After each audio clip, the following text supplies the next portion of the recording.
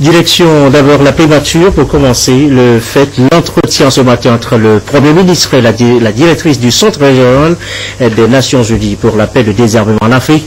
Les sujets évoqués, le prochain sommet sur la sécurité maritime à Lomé, le trafic d'armes via la mer. Et voici les précisions avec Madame Ola Tokumbo-Igé sur les propos recueillis par Antoinette Omaovovo.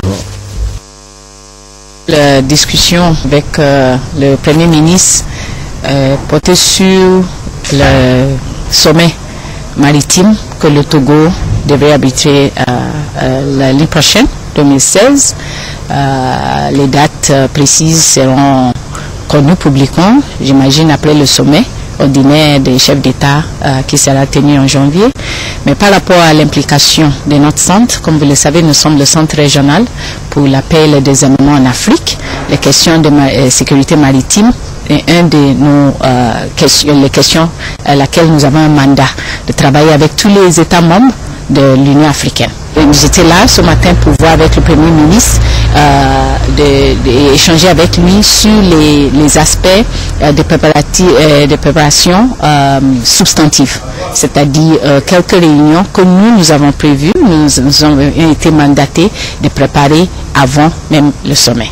L'une de ces réunions, c'est une table ronde qui sera tenue ici à Lomé pour les pays de Golfe de la Guinée sur les circulations illicites des armes par la mer. La mer est un des biens que Dieu nous a donné pour faciliter le développement, le bien-être des êtres humains. Mais aujourd'hui, nous voyons que ceux qui trafiquent des armes aussi utilisent la mer.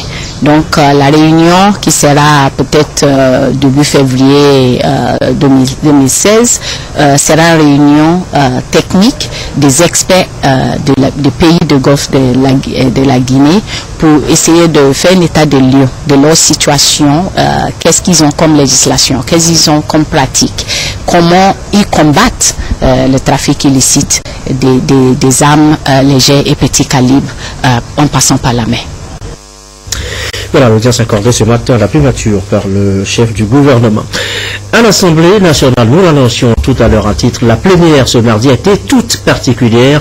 À l'ordre du jour, la présentation de vœux au président du Parlement. Les échanges entre Dama Dramani et ses collègues députés ont été empreints de convivialité. Le compte rendu de Arnaud Kidiou.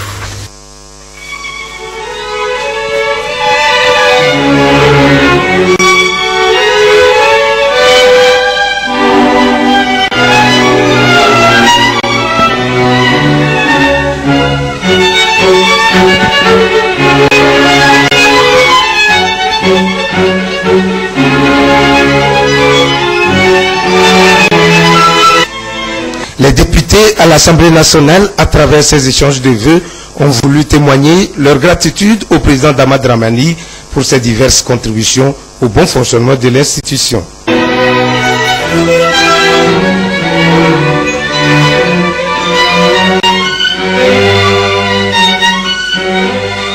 La cérémonie de présentation des vœux est une occasion pour une institution de faire son bilan et de dégager ses perspectives.